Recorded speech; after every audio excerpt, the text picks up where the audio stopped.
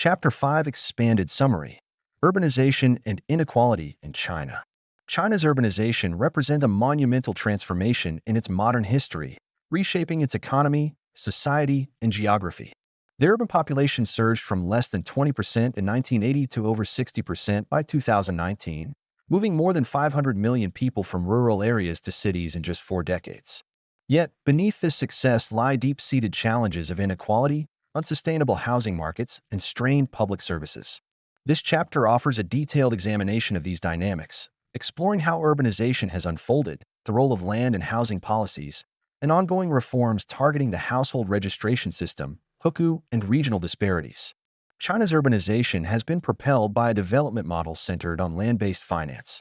Unlike many countries where urbanization is driven primarily by industrial and commercial expansion, China has relied heavily on land as a financial tool. Local governments have used their control over land to fund large-scale infrastructure projects and urban development by selling land use rights. This approach allowed municipalities to generate substantial revenue and spurred rapid economic growth. However, the model created dependencies and inequalities that continue to challenge policymakers. The practice of land-based finance has its roots in China's unique governance structure. Under China's legal framework, urban land is state-owned, while rural land is collectively owned by villages. This system allows local governments to expropriate rural land, convert it into urban land, and sell usage rights at high prices.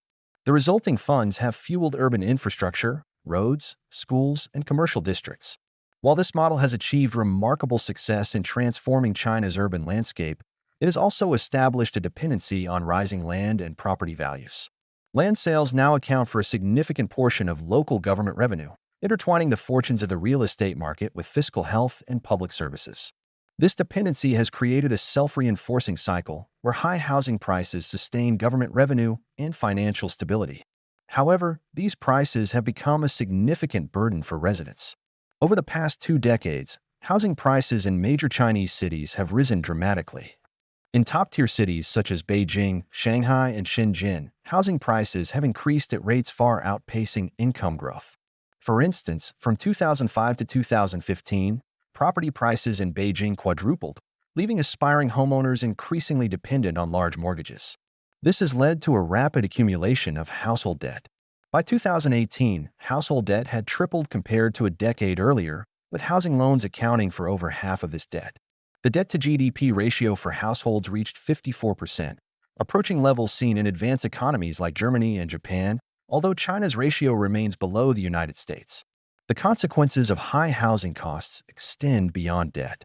They also exacerbate socioeconomic inequality. Property ownership has become a key determinant of wealth in modern China.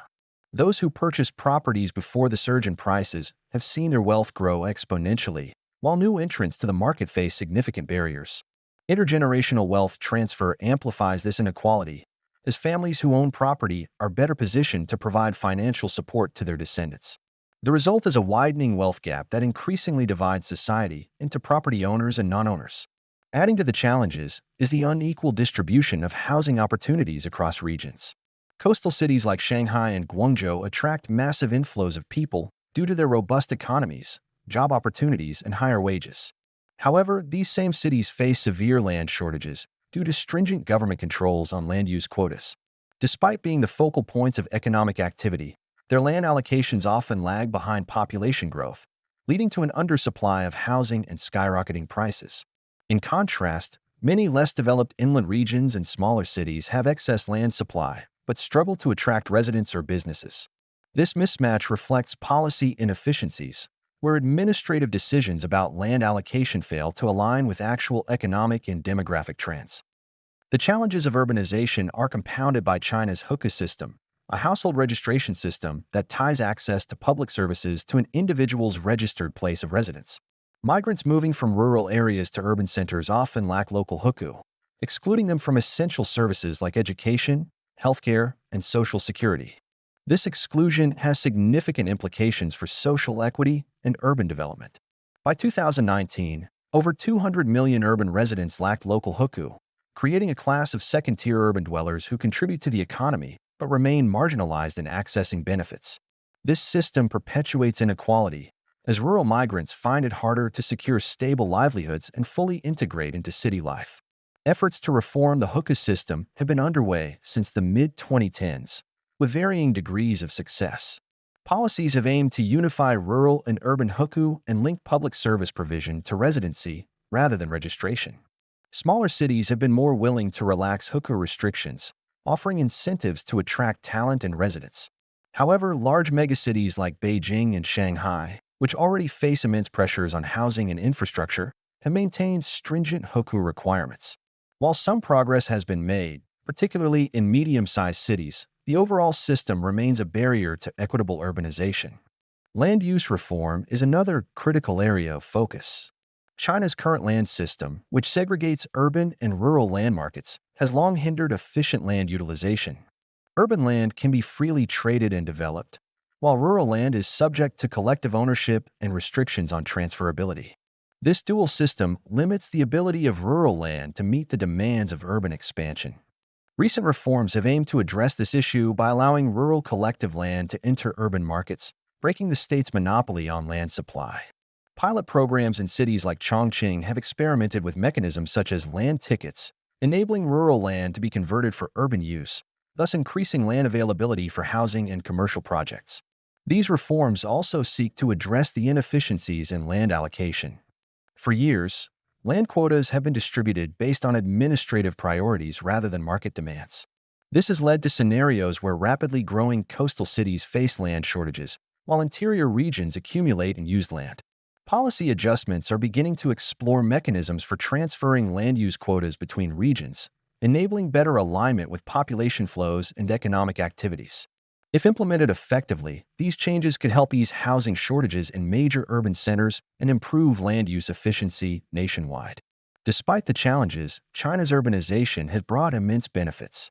It has facilitated the country's transition from an agrarian to an industrialized economy, created millions of jobs, and elevated living standards for vast segments of the population.